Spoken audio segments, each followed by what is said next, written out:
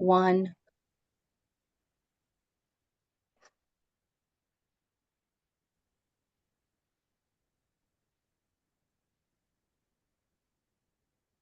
Hello, everyone. Welcome. We'll um, allow people to come in.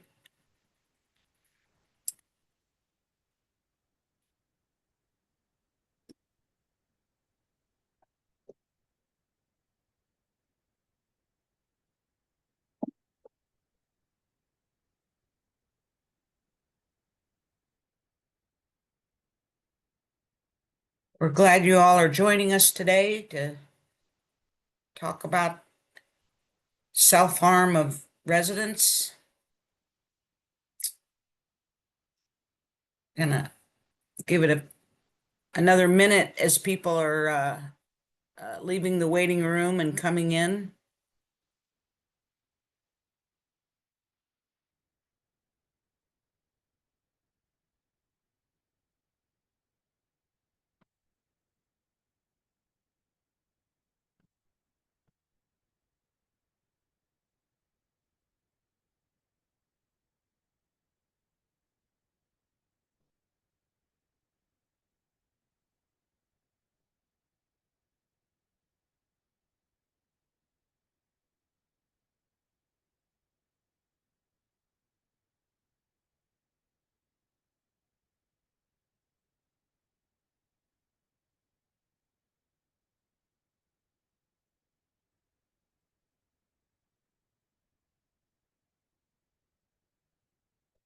Okay, we're gonna get started here. Welcome, everyone, and welcome, Suzette. Um, so, um, the conversation today is about Ombudsman Program's response when a resident threatens self-harm. My name is Carol Scott, and I'm with the National Ombudsman Resource Center. As you saw in the previous slide, please use the chat for speaking to each other and the Q&A for questions for the speakers. Next slide, please. Our speakers today are Beverly Laubert. She's the National Ombudsman Program Coordinator with the Administration for Community Living. Kelly Richards is the Illinois State Long-Term Care Ombudsman. Leah McMahon is the Colorado State Long-Term Care Ombudsman. And as I said, my name is Carol Scott. Next slide. So just to kind of set the groundwork for today's conversation, we are only talking about suicidal ideations and not homicidal. So keep that in mind. And the purpose of today's webinar is to talk about what the Illinois and Colorado programs have done in response to residents who threaten suicide, and to introduce you to a new NORC resource that's guidance for ombudsman. We can't say this often enough, but before you use this information and guidance, you need to check with your state's policies and procedures or contact your state ombudsman. The information here is going to be somewhat specific to self-harm, but the guidance and information that we're sharing can also be helpful when there might be a situation that's kind of sticky, or you're not sure what direction to go in, that some of the prompts that are provided here might be useful in other cases. We would hope that that you would rarely find yourself in a conversation with a resident about their thoughts or feelings about taking their own life. So again, before you internalize and walk into a facility and start using this information, make sure that your program has guidance on this, or policies and procedures, or check with your state ombudsman. To my knowledge, not all states have a specific policy and procedure on self-harm or suicide. So we have provided the state ombudsman with a sample policy that they might want to start conversations with in states that don't have something already. So next slide, please. So I think you guys would all agree that it is effective communication and a resident-directed approach that are the foundations of the Ombudsman program and our advocacy. Next slide, please. So I'm going to turn it over to Bev Laubert. Bev, thanks for being with us today. Hi, thanks so much for including me. You know, this is a difficult topic, and last weekend I took a walk through a state park in Maryland, and I was thinking about this topic. And the primitive path that I was walking around a lake was pleasant. It's very hot. I see some of you putting in the chat what your temperature is today. It's 100 in Washington, D.C. today as well. But the path was shaded by trees and it was morning. So, you know, easy, right? But all those trees that were providing my shade had roots that came up out of the ground, crossed the path. So what started out as an easy walk turned into a pretty challenging hike for me. And today's topic is like that. What might start out as an easy conversation with a resident can turn into an interaction that is challenging and has many twists and turns. So my job for the next minute or two is to just lay a few stones to give you a foothold for the discussion. And then Kelly and Leah are going to be able to provide some examples, and then hopefully we'll have some time for discussion. Next slide, please. So these slides just provide reminders of what most of you are very familiar with, the Older Americans Act and the rules that give you references to use in your discussions in your program with your state ombudsman, with other representatives of the office about disclosure. State ombudsmen have authority to determine if and when to disclose files, records, and other information maintained by the program. And as Carol said, you should certainly be consulting your policies and procedures and rules for your program.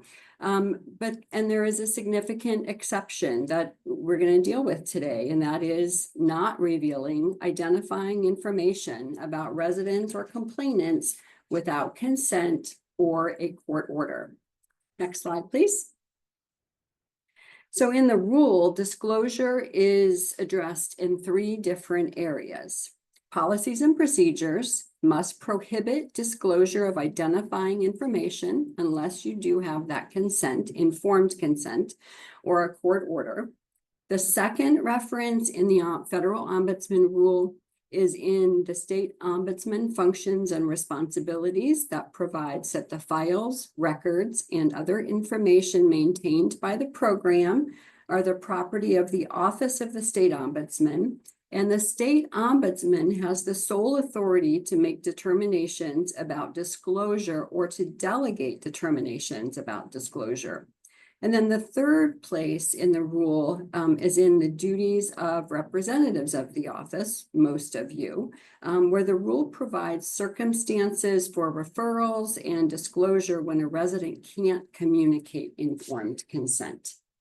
Next slide. Chances are that a resident indicating thoughts of self-harm won't be part of handling a case or written in a case file. It could come up in a conversation during a visit while you're providing information and assistance, for example. I've heard ombudsmen ask if the disclosure prohibitions apply, even if a resident isn't a client. The language from the preamble in the 2015 final ombudsman rule answers that question, and I have it here on this slide. And it reinforces that even information gathered during individual consultation is subject to the disclosure prohibitions and provisions of the rule. So again, take a look at that preamble language. It provides further explanation of what we have in the rule, rationale for what we have in the rule, and consult your policies and procedures and talk with your state ombudsman like Kelly. So Kelly is up next. Thanks very much.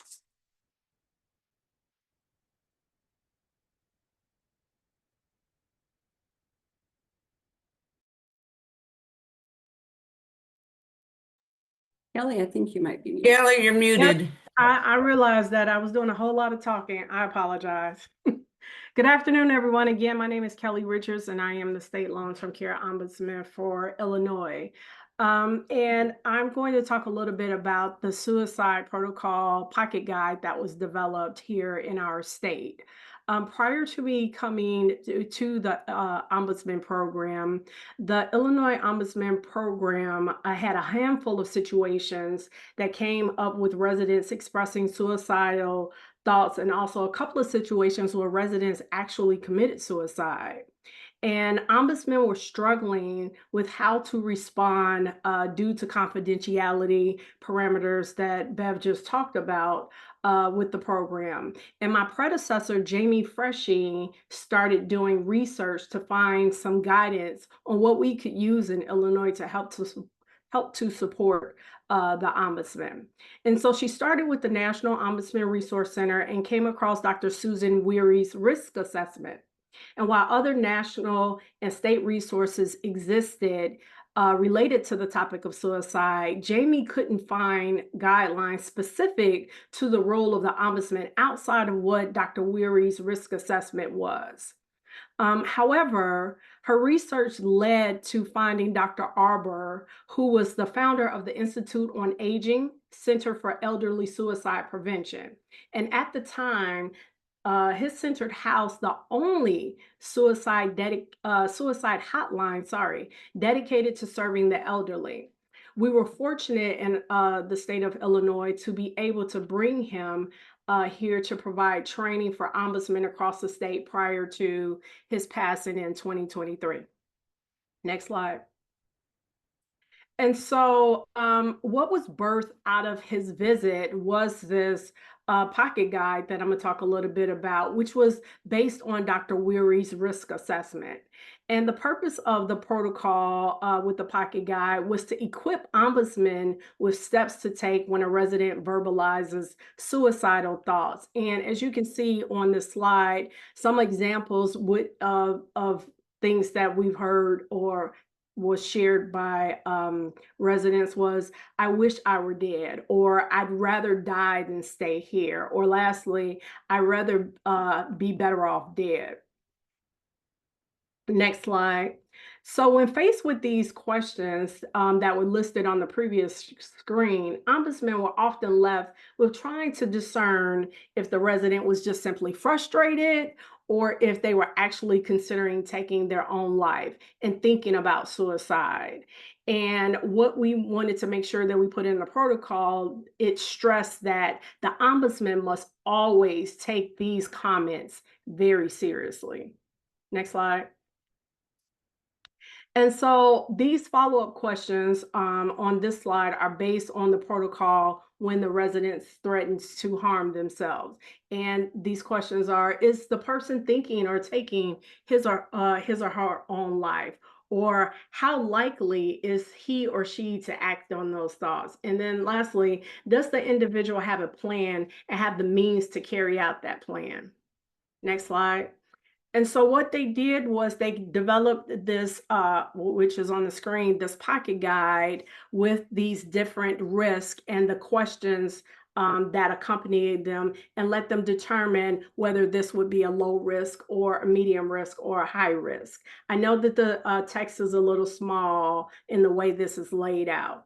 The questions from the previous slide are included in our pocket guide, and inside the pocket guide has has the image on the side that shows the different risk levels, like I was mentioning. Our pocket guides are not something that we share broadly because it's specific to the unique role of the ombudsman. So we just keep it within our program.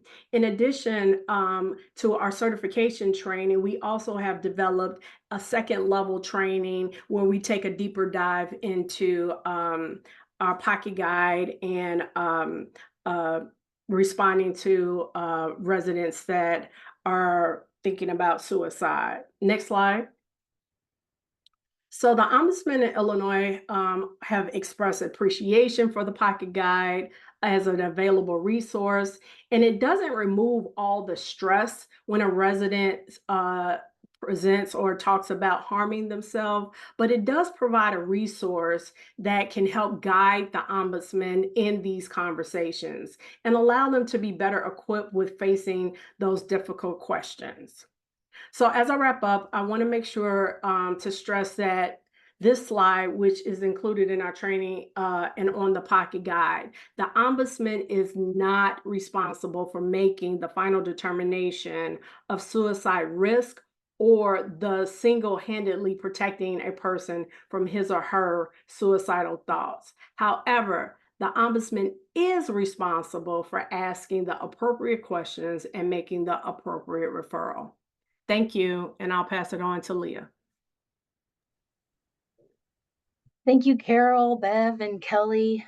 The next portion of the webinar, I would like to share with you why I decided to implement the protocol, some of the resources we utilize to create our materials, which are very similar to what Kelly described, the training materials and approaches I use to train my ombudsman representatives, best practices that we've implemented along the way since we put the protocol into place in 2022. Also, we'll take a look at one or two case examples, and I'll share with you what we've learned since we have implemented the protocol. Next slide, please. So per the CDC, adults 75 years and over have the highest suicide rate of any other age group. In 2020, suicide was among the top 9 leading causes of death for people ages 10 to 64. Adults age 75 and older account for fewer than 10% of all suicides, but have the highest rate of suicide.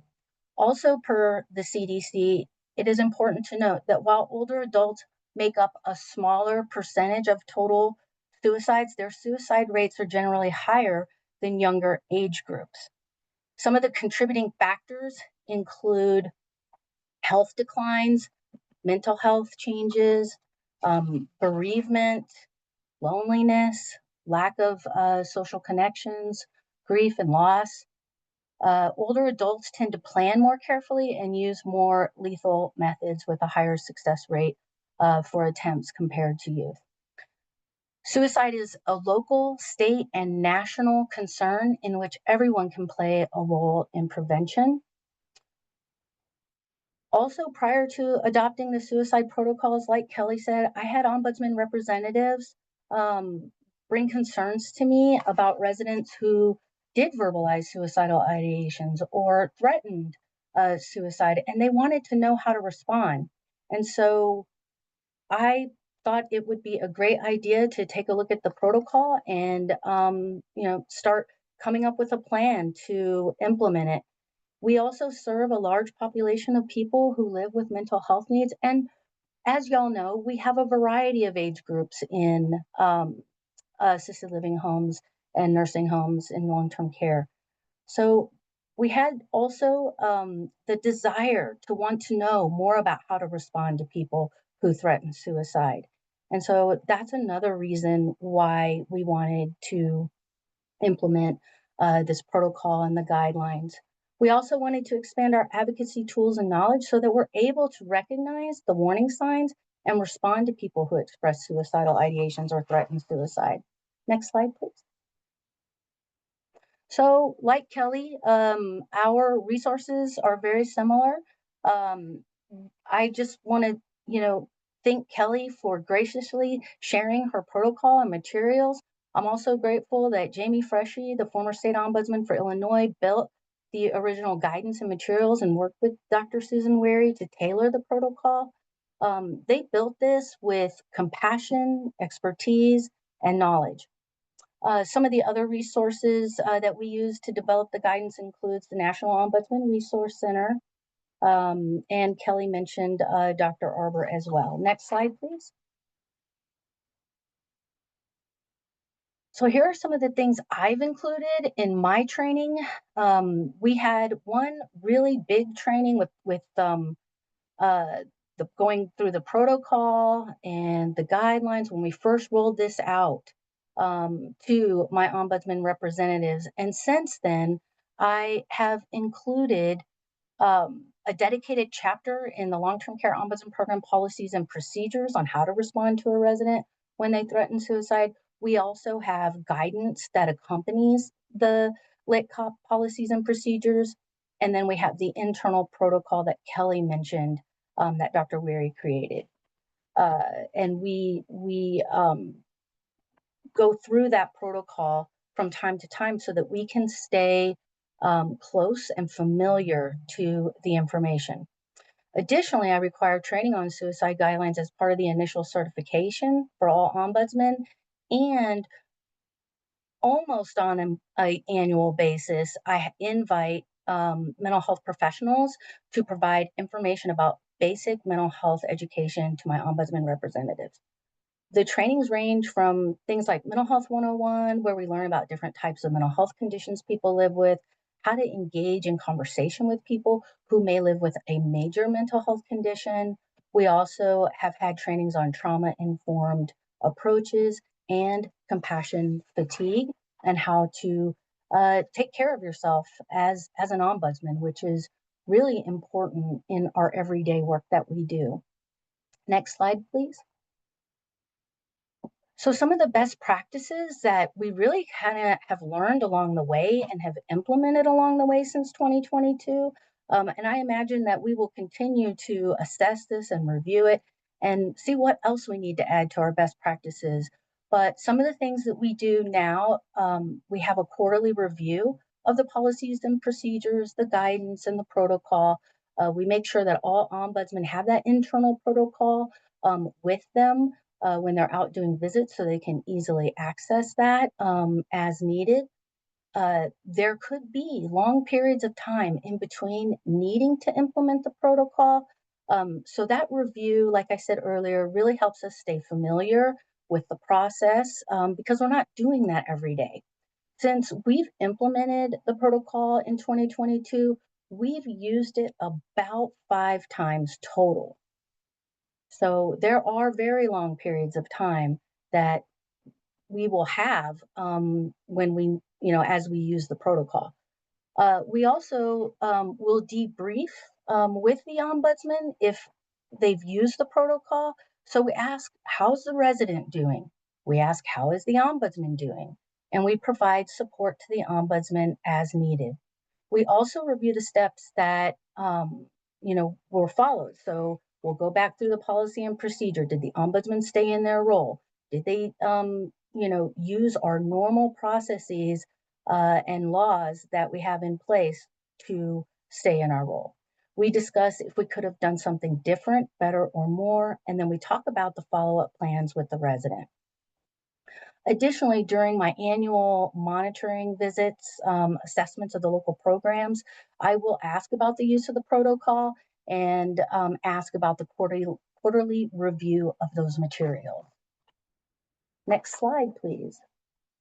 Okay, we're going to walk through an example of an ombudsman having a conversation with a resident, and then the ombudsman using the protocol.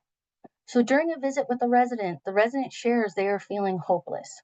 The ombudsman asked a few questions about the statement, and the resident reported wanting to end it all and leave forever. This prompted the ombudsman to use the internal protocol. The resident revealed a plan to run out in front of moving cars. The ombudsman asked questions about who the resident could confide in. The ombudsman informed the resident they are not a trained clinician and discussed the role of the ombudsman. The ombudsman was able to build rapport with the resident and was able to obtain consent to speak with the administrator. Ultimately, the social worker visited the resident promptly, and the resident informed the ombudsman they were appreciative the ombudsman advocated and listened to their concerns. The ombudsman followed up with our ombudsman supervisor to debrief. So we're going to use the chat function now, and I'm going to ask you a few questions about, what did you notice? And we are looking at this scenario through our ombudsman lens. So let's make sure that we are thinking about that as we answer these questions.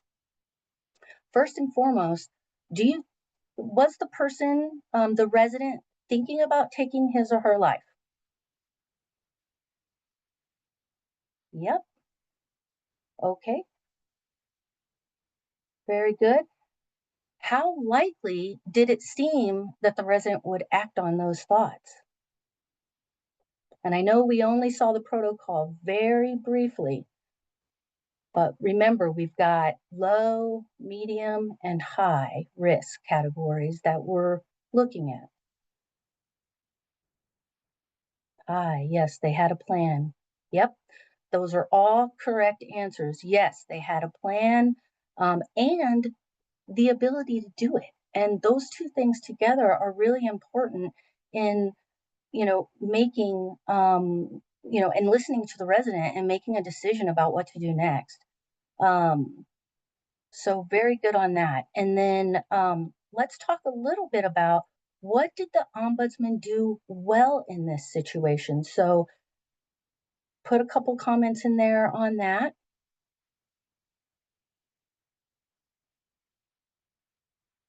What did the ombudsman do well? Build rapport quickly. Yes. Ask open-ended questions. They got permission. Yes, so ombudsman laws were followed. Our process was followed. They noticed red flags. They listened and noticed. They followed the resident's direction to the fullest extent. And, going back to what was said earlier, these are the things that we do every day. Communication, active listening, attention, asking clarifying questions, validation, getting permission. Those are our ombudsman tools that we use every single day. All right, very good. Can anybody think of anything else that could have been done? And I know that this is a pretty brief case scenario. I tried to make it really straightforward and simple, but is there anything else that you can think of that could have been done?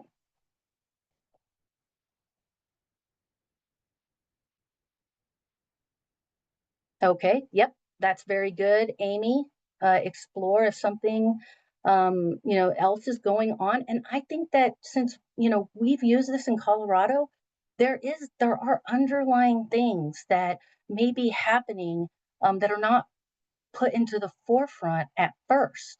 But we find out after we engage in the conversation and continue to peel back those layers and ask clarifying questions, because there might be something going on in the nursing home that they're not happy with.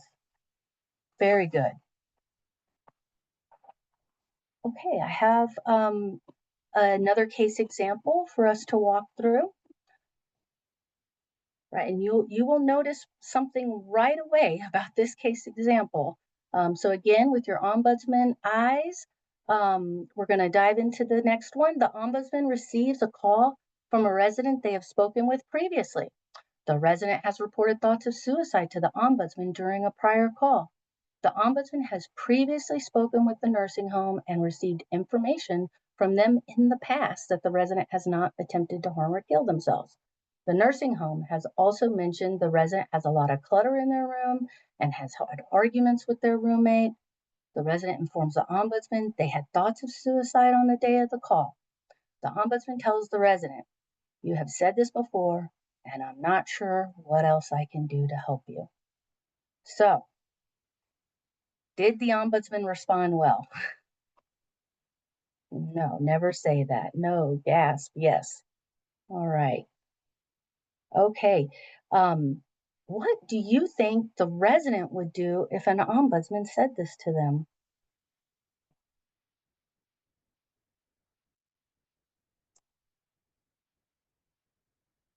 Potentially attempt, shut down, give up. Yep.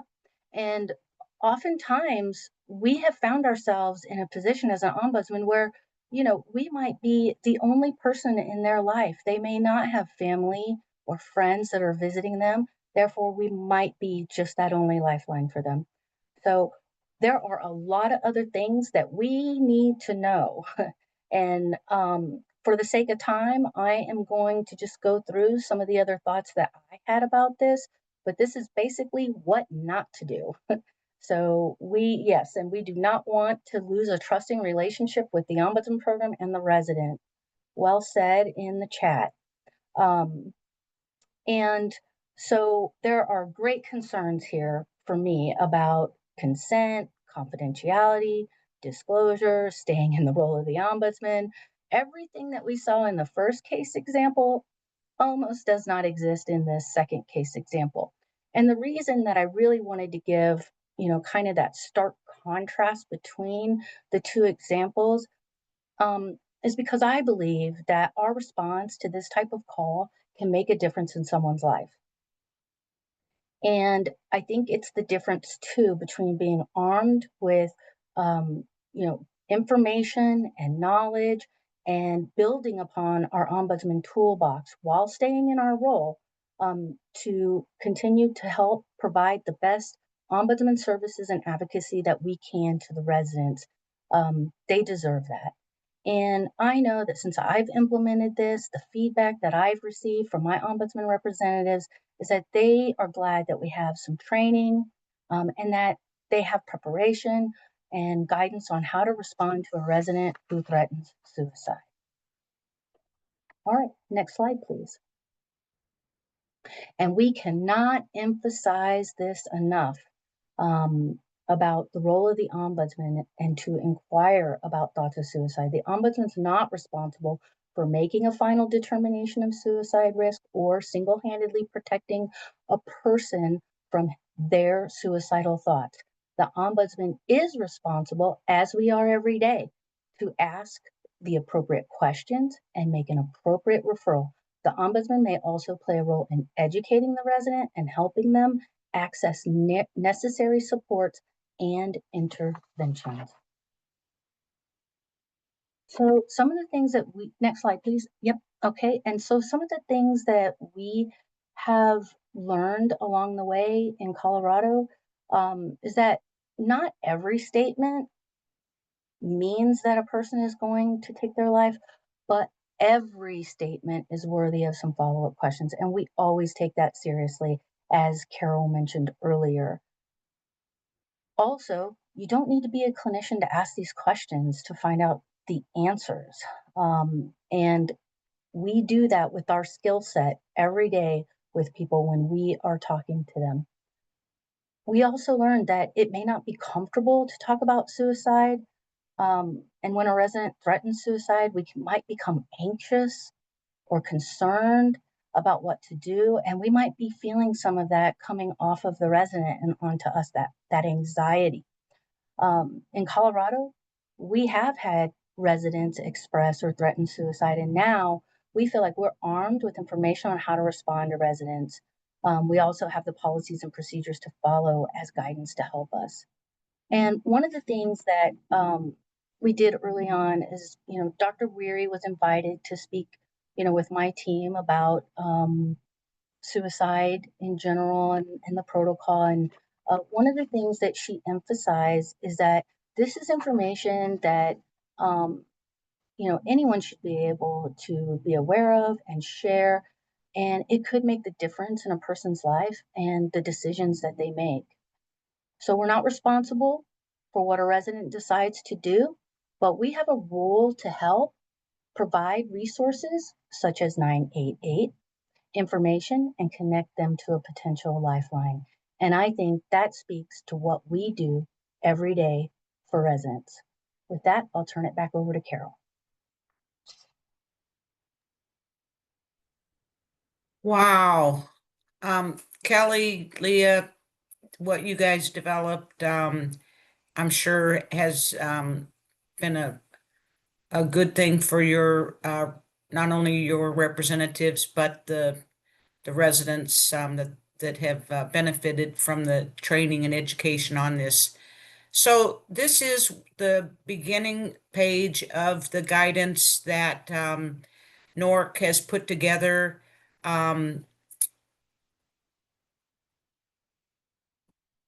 That is based on, as you will see as we go through it, based on the Illinois and Colorado information. Bev, did you want to say something? No, I have no idea where that came from. Okay, well, someone raised your I hand. was just reading the chat, so I don't know. Where Okay, from. that's all right. That's all right. So this is called the Guidance for Long-Term Care Ombudsman Program response when a resident talks about self-harm. This is a guidance that that representatives can use if their state ombudsman approves this or some version of this. The link to this document is on the right-hand side of this page.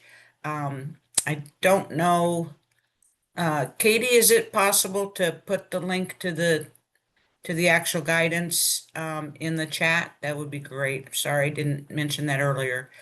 Next slide, please.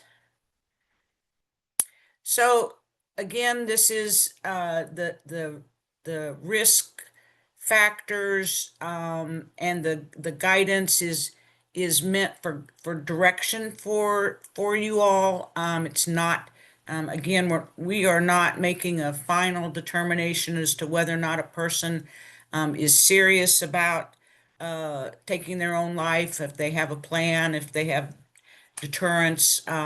This is to begin the process of trying to find out why a resident might say something and to look for the root cause. I mean, you know, people do kind of say things off the top. Well, I'd be better off, you know, if I weren't here. That just should lead into a conversation to try to determine why the person would say that. And further on in this guidance, we have a flow chart that can help people kind of walk through questions based on whether or not the resident responds yes or no. I think that this, how do you know when to take a statement seriously? Both Kelly and Leah and other states that have adopted this have this in bold, that you always take it seriously. It doesn't matter whether it's an off the cuff or or it's a, statement of, just certainty. There's always an opportunity for ombudsman to delve into this. And the second case that that Leah showed, I saw someone in the chat put, "Oh my God, I gasped when I read what the response was." Well, we've talked about this before, and you're not listening to me, and so I don't know what else I can do for you. That obviously is not the attitude or the words that should be said. So always taking whatever statement it is as something to look further into. Please do that. Next slide, please. So the guide goes on to say that while these expressions may or may not mean that a person is thinking about ending their life, there are some follow-up questions to understand. Is the person thinking of taking their own life, and how likely are they to act on those thoughts? So just in case you didn't get it earlier from both Kelly and Leah, you are not responsible for making determinations about the risk. You are responsible for asking the question, about the person's thoughts, trying to provide and share information about options, advocating for their access to support and interventions after receiving consent, or following your state's policies and procedures if the resident cannot consent. Next slide, please. So we took the scenarios that the states put together, and we kind of put into a flow chart. So if you will go to the next slide, please. And if anyone has trouble reading this, just let me know in the chat. No, I'm just kidding. This starts off with a resident verbalizes their thoughts of suicide. You ask, have you told your doctor or anyone else about these thoughts? So the resident may answer yes or no, but in either case, you ask, are these feelings and thoughts a problem for you, or something you might act on? And then if they say yes, you're going to follow up with some additional questions. If in either case, you're going to be saying, I'm not a clinician, I'm not qualified to evaluate this. What you're telling me is a concern. Can we talk about this a little bit more? Because I'm concerned. I'm concerned about you, and I'm thinking that we need to try to bring in some other people that can help you. So this is this actually is the key to this training, to know kind of the conversation you have, or you should have, or could have with a resident based on their yes or no. The risk level is kind of what both Kelly and Leah have mentioned. Really does help guide you in knowing what kind of resources you might want to be pointing the resident to. And I will, we have put the, well, you will be getting a copy of the, did you put that in there? Oh, good. Katie just put in the guidance, so you can print this out and read it. I think it'll make a lot more sense for you to kind of read down the yes, what you do, what you do, what you do, or the no and what you do. Next slide, please.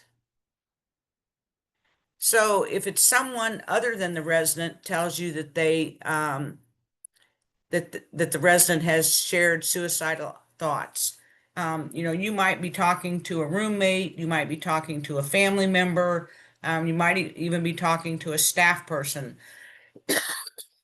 And so you haven't even really talked to the resident yet. It would be very helpful and informative for you to determine if the person's a mandatory reporter, for instance, facility staff. And if so, then you would advise them to follow their procedures to report the residents' comments, and then you would want to follow up with the residents.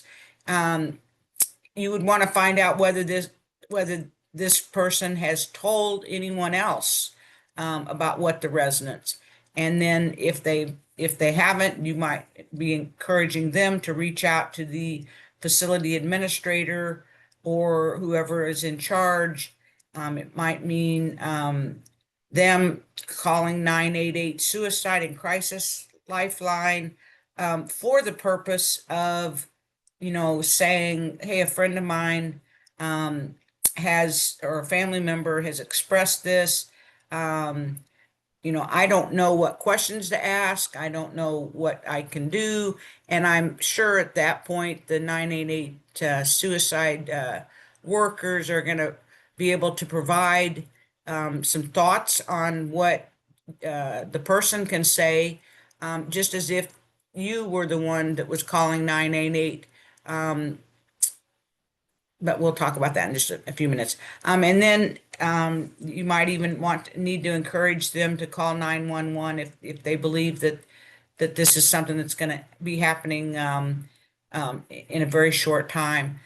And then if you're not at the facility, if this is a phone call, or I don't know, you're at the grocery store, you're going to immediately want to consult with your supervisor or the state ombudsman to determine whether or not you or someone needs to go to the facility as soon as possible, or in whatever time frame fits your state's policies and procedures, to speak with the resident, and then to also find out from your supervisor or ombudsman what assistance, what thoughts they have on questions you could or should be asking, and what to do next. Next slide, please.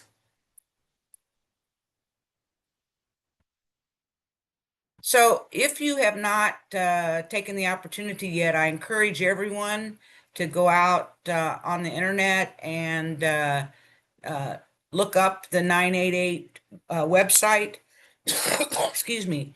There are frequently asked questions. There is links to resources.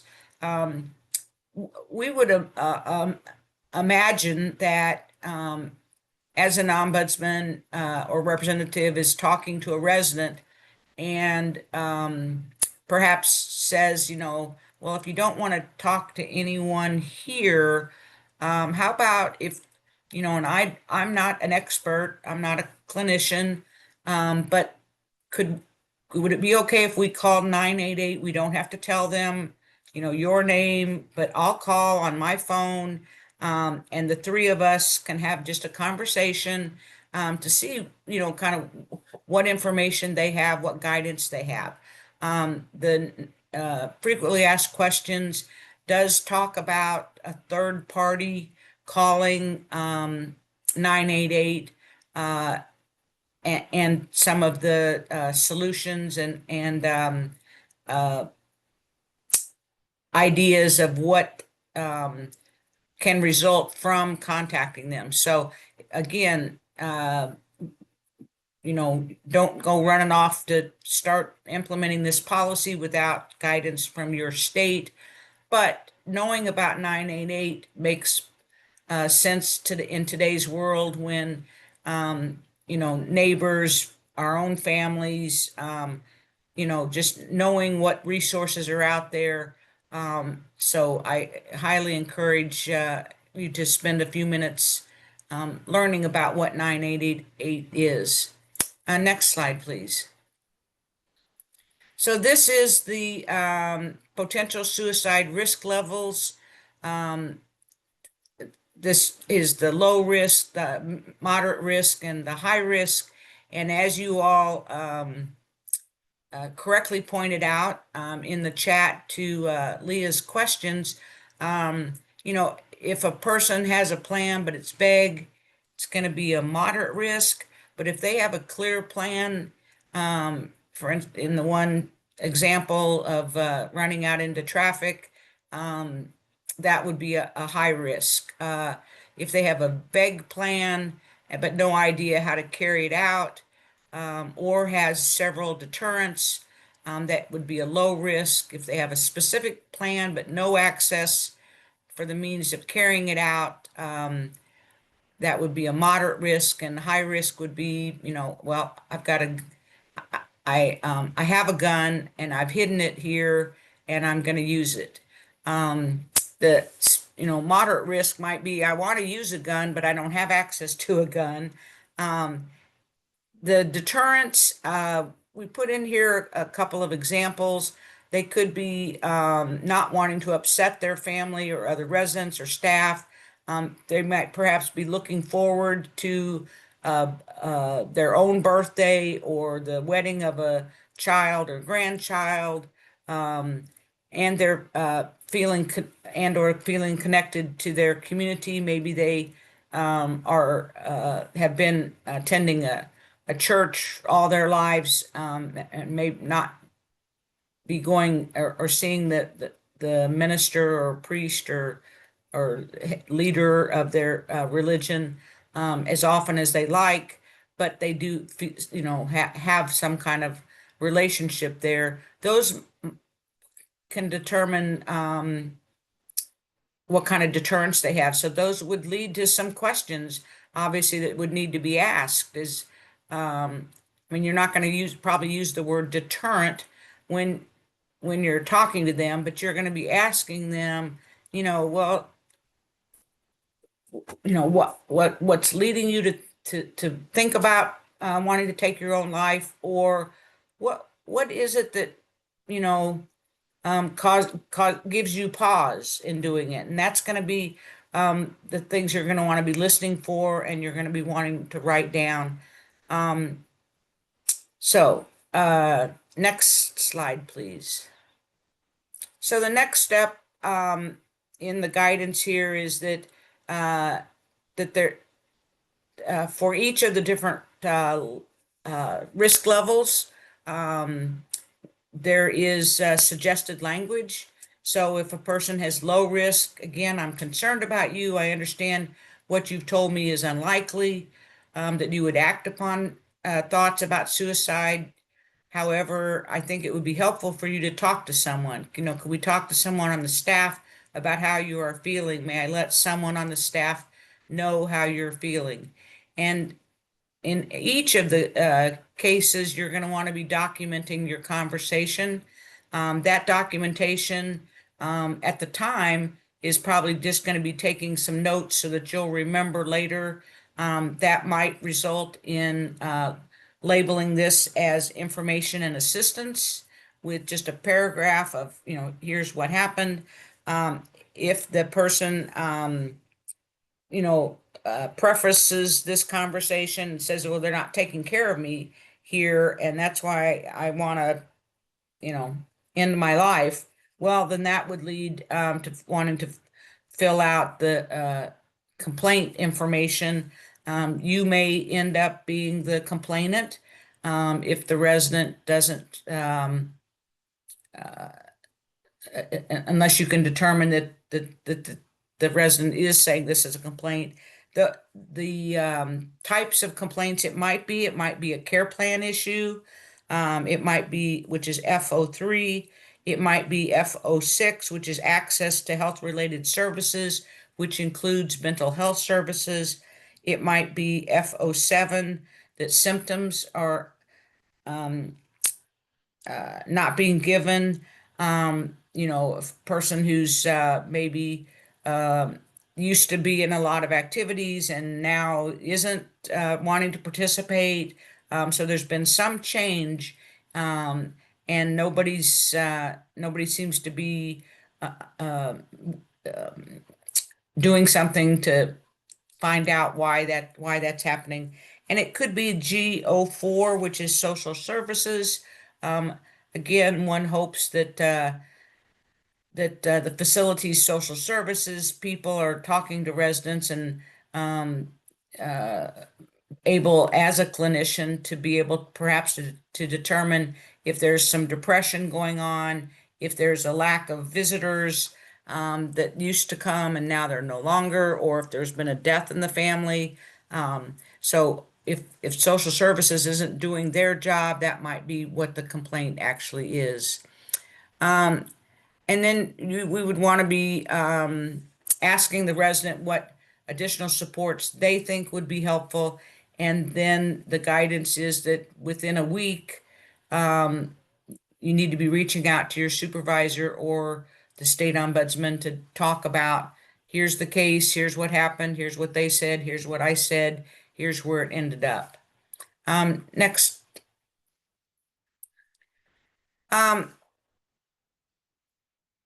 This is what the ombudsman would say if it were a moderate risk. Again, I'm concerned about you. I think it'd be helpful for you to see a doctor, a mental health professional. Let's ask the staff to schedule a follow-up with a doctor now. You would want to encourage the resident to speak with staff before you leave, offer to visit with the staff together. And if they don't want to do that, then you might, well, can I come see you in 2 days? Can I call you tomorrow? I mean, you'd want to come up with a different plan to let them know that you are very interested in them, and so you're not just, oh, well, you don't want to talk to anybody, okay, goodbye. And then you would want to talk to your supervisor or the state ombudsman within 24 to 48 hours. Next slide. And if they're at high risk, you'd say, I'm concerned about you. I believe you're at risk of hurting yourself. Do you have a mental health professional or doctor we could contact? You would want to advise the resident that you would like to talk to the staff immediately.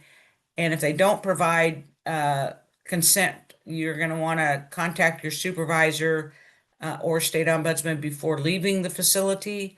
And your supervisor hopefully will suggest contacting the crisis line so that a mental health professional can suggest potential next steps. Next slide. So, asking questions, taking steps based on the risk, the level of risk and the resident's consent, documenting your interaction, following your state policies and procedures, not disclosing the resident's name without permission, or following state policies and procedures, and then a discussion of the situation with your supervisor or state ombudsman. So that's quickly the steps that you would want to go through. If a resident does not provide consent, it's important that you would want to know the root cause. Why do they not want you to tell? Why did they tell you and not want you? I mean, did they tell you so that you would tell other people, or did it just blurt out and they, this is the first time they've really verbalized something? So having the ability to continue to check in with the resident would be vital if they're not giving you permission to release their name. Next slide. So here's some sources of other information, which includes prevention, U.S. CDC, the 988, an article from the National Council on Aging, and then the Center for Excellence. Next slide, please. So we've had a couple of presentations from this group, the Center for Excellence for Behavioral Science in Nursing Facilities. This organization has staff that are available for nursing homes to have conversations or do training. So if a facility, if this comes up in a facility and you've got permission, or even if you don't have permission and you want to kind of say, what do you guys do when someone is showing signs of, kind of withdrawing or maybe expressing that they want to hurt themselves? The nursing facility can reach out to this organization for free, and a mental health specialist can provide training, can provide guidance, can provide sample policies and procedures. They have a webinar on suicide. So again, this might be a website that you would want to go out to and learn about and use this as a resource, not only in self-harm situations, but in any kind of mental health issue, to make sure that the nursing home, this is not for assisted living, but for nursing homes, that this is a resource for them, and they can reach out and speak to someone who can give guidance to the facility. Next slide. So again, we want to thank Illinois and Colorado, and as Dr. Weary, as everybody's mentioned. So that is the end of the guidance, and I see that I have talked to the end of the time. So next slide, please. So know that we were going to allow people to ask questions, and I see there's a bunch of them. I tell you what we're going to do. Next slide, please. Tomorrow, we're having a virtual office hour on this same topic. We will start that, and we do record the office hour. We will start off with these questions.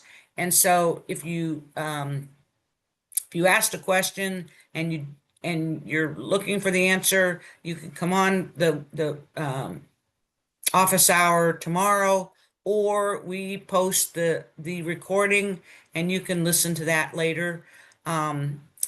Next. Oh, these are all the ways you can connect with us. Okay, well, if you guys want to pop back in, Libby, you can stop sharing.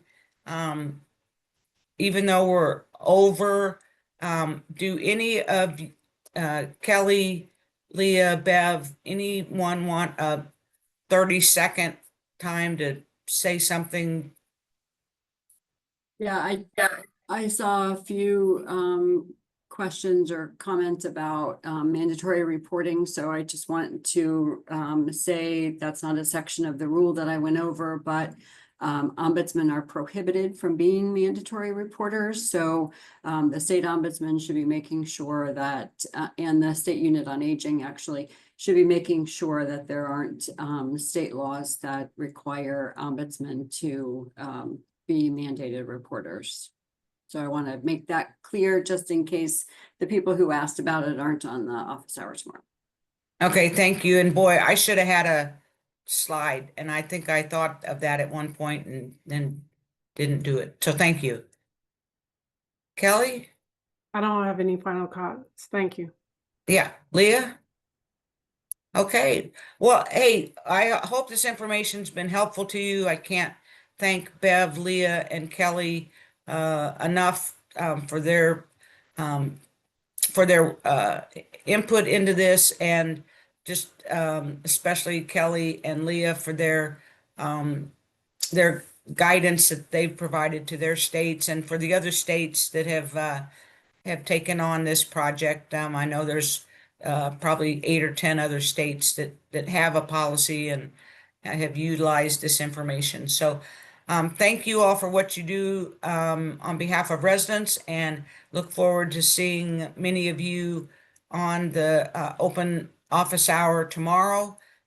You will be able to ask questions in addition to the ones that were today. It's built, those office hours are built as an opportunity for people to talk to each other and to the NORC staff. So thank you all. Stay safe, and this recording of this webinar will be posted on the NORC website in the next day or so. So thank you all.